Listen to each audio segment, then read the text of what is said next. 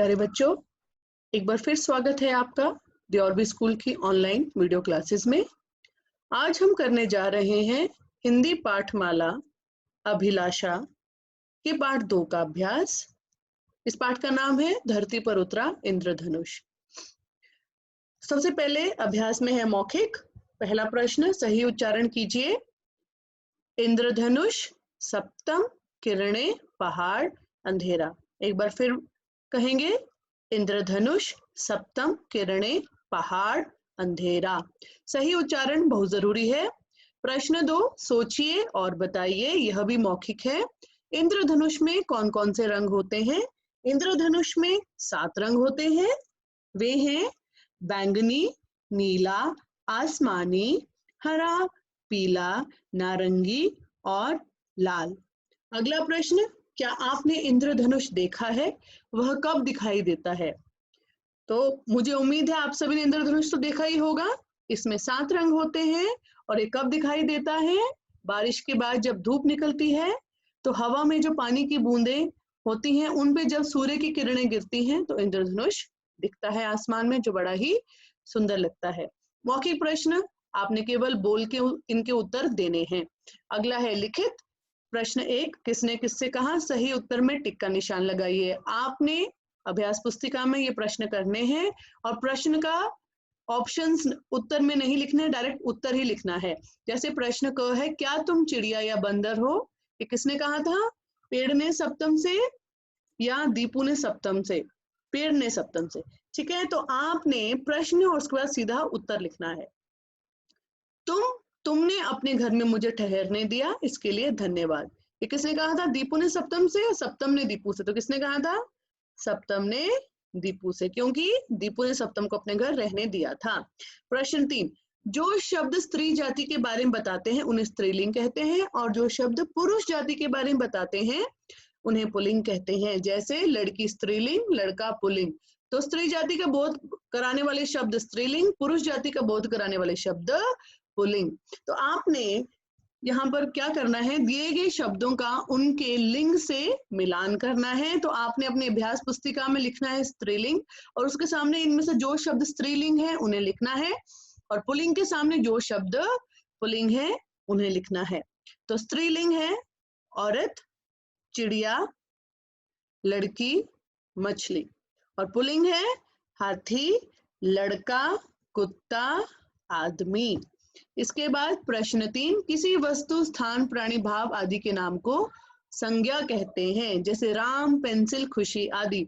वस्तु कोई चीज, स्थान कोई जगह, प्राणी पशु पक्षी, मनुष्य, भाव कोई इमोशंस, आपके अंदर क्या भावना है, ये सब संज्ञा। तो किसी भी नाम को संज्ञा कहते हैं।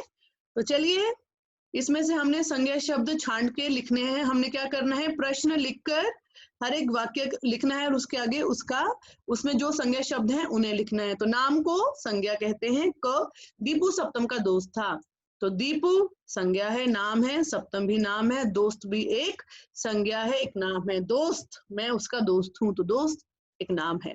क्या तुम चिड़िया या बंदर हो? तो इसमें चिड़िया और बंदर किसी प्राणी का नाम है, दोनों प्राणियों के नाम है, तो यह संज्ञा है। एक लड़का घर के बाहर खेल रहा है, तो लड़का और घर ये दोनों संज्ञा शब्द हैं। ठीक है। इसके बाद सप्तम आसमान में रहता था। सप्तम एक नाम है, आसमान भी नाम है।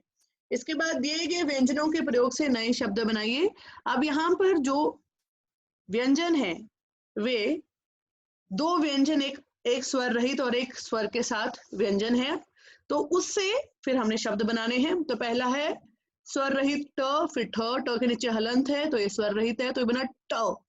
तो जैसे ठ, ये बना ठ, लट्ठा। जैसे आप और क्या बना सकते हैं? चिट्ठी, गठड़ी। ठीक है। उसके बाद है प्य, आधा प, स्वर रहित और य, तो आप बना सकते हैं प्यार, प्यासा, प्याली। इसके बाद है आधा ल, पूरा ल, तो आप बना सकते हैं निठल्ला, मोहल्ला। इस तरह से शब्द बना सकते हैं। चिल्लाना।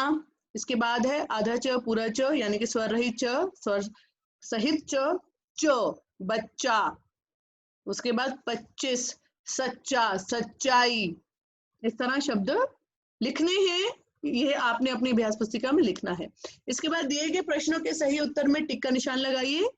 प्रश्न क, सप्तम किसका नाम था? किसका नाम था? पेड़ का, इंद्रधनुष का या झरने का? तो किसका नाम था? इंद्रधनुष का।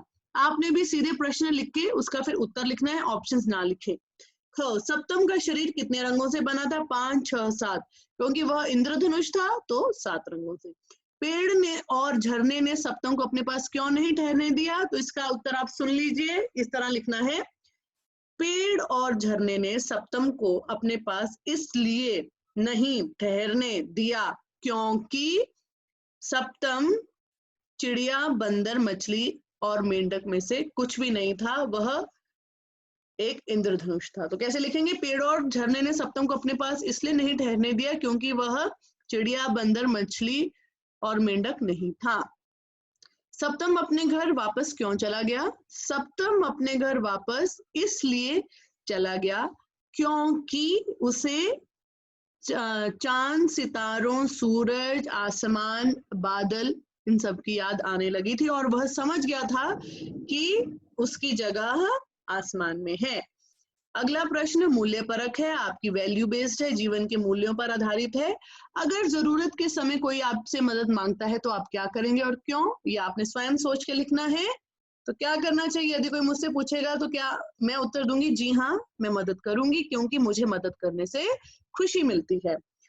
आओ अब कुछ और सुने और बताएं। इस पाठ को सीडी से सुनिए और पूछे गए प्रश्नों के उत्तर दीजिए। अब आपके पास पाठ्य पुस्तक तो है नहीं, सीडी भी नहीं है, तो आप जब आपके पास पाठ्य पुस्तक आ जाएगी और सीडी आ जाएगी उस समय आप सुनकर इसके उत्तर दे सकते हैं। तो इंद्रधनुष किसके घर में ठहरा था? दीपू के घर में। सप्तम ने दीपू को धन्यवाद क्यों दिया? क्योंकि दीपू ने उसे अपने घर ठहरने दिया था। यह भी जाने। आइए अभी से पढ़ते हैं। रात के समय आकाश में उत्तर दिशा यानी कि नॉर्थ डायरेक्शन की ओर सभी तारों में सबसे चमकीला, सबसे ब्राइट एक तारा निकलता है जिसे ध्रुव तारा कहते हैं। तो आपने ऐसे करना है, रात को देखिएगा उत्तर दिशा की ओर कि आपको कोई टिमटिमाता, सबसे ज्यादा टिमटिमाता जो तारा दिखे, फिर अपने माता पिता से पूछिए क्या वह ध्रुव तारा है। ठीक है। इसके बाद इन शब्दों को ऐसे भी लिख सकते हैं।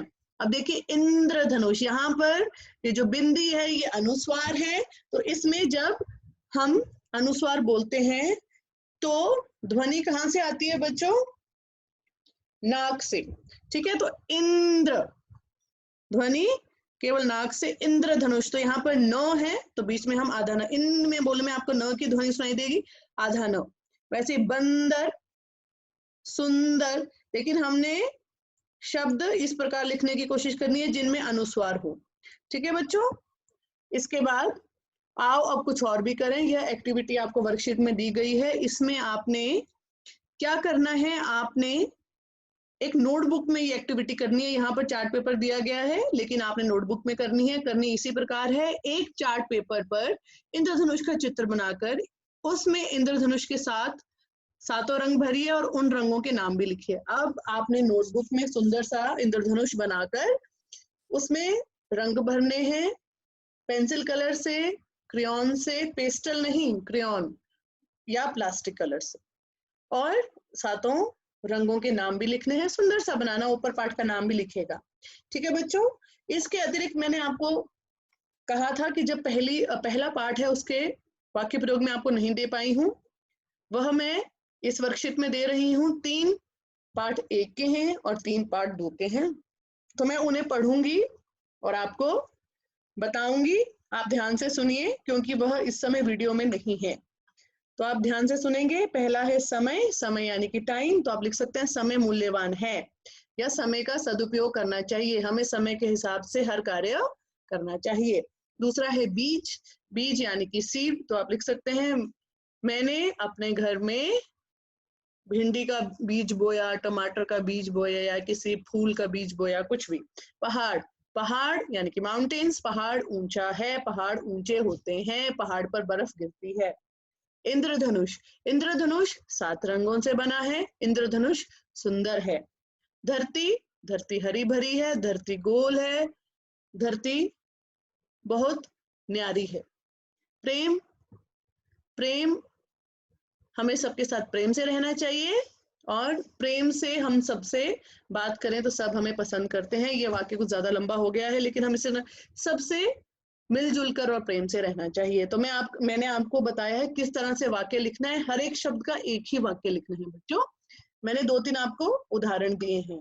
तो चलिए इसके साथ आपकी अभिलाषा का क्या अभ्यास पाठ 2 का अभ्यास यहीं समाप्त होता है। तो चलिए आज के लिए मैं आपसे विदा लेती हूँ। चलिए, धन्यवाद।